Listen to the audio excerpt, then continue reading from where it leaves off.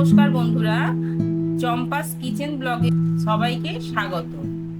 আজকে আমি একটা টকঝাল আমের আচার করে দেখাচ্ছি, দেখতে থাকুন।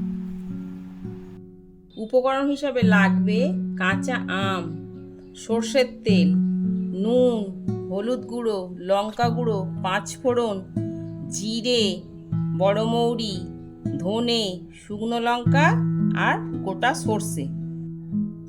আমগুলো আগে ছাড়িয়ে কুচি কুচি করে কেটে নেব।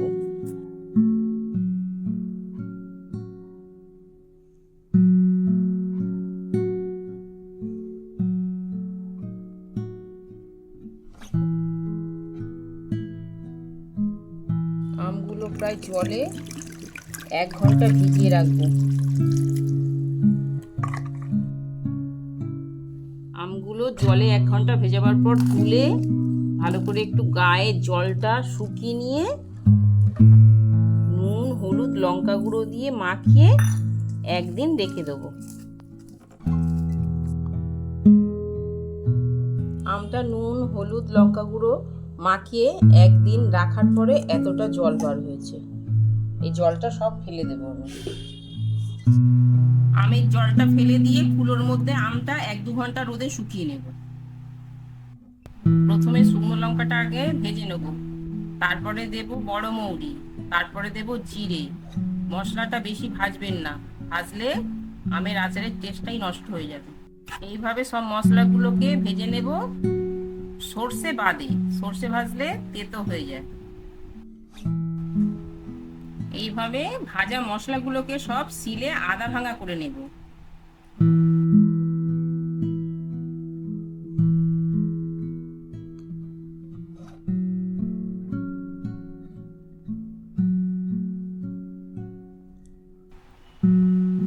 আচারে দেওয়ার মশলাটা আমাদের রেডি। একটু কালো জিরে দেবো, একটু হিং দেবো, দিয়ে তেলটা গরম করে নেব। আচারের তেলটা গরম করে নেব।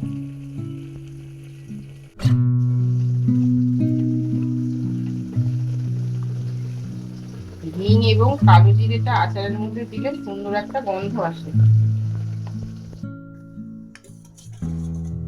এবার যে তেলটি গরম করেছিলাম, তেলটি ঠান্ডা করে আমের মধ্যে ঢেলে দেব। তারপরে নুনটা দেব, নুনটা একটু ভেজে নেবেন। তারপরে যে মশলাগুলো গুঁড়ো করেছি সেই মশলাটা দিয়ে দেব।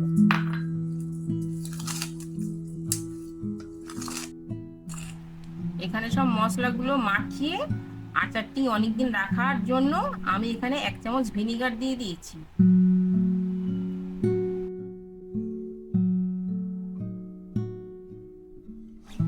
এই যে আচারটা হয়ে গেল আমার, এই আচারটা এবারে বয়মের মধ্যে তুলে রাখবেন, রেখে কয়েকদিন রোদে দিয়ে রেখে দেবেন, তাহলে খুব সুন্দর হয়ে যাবে।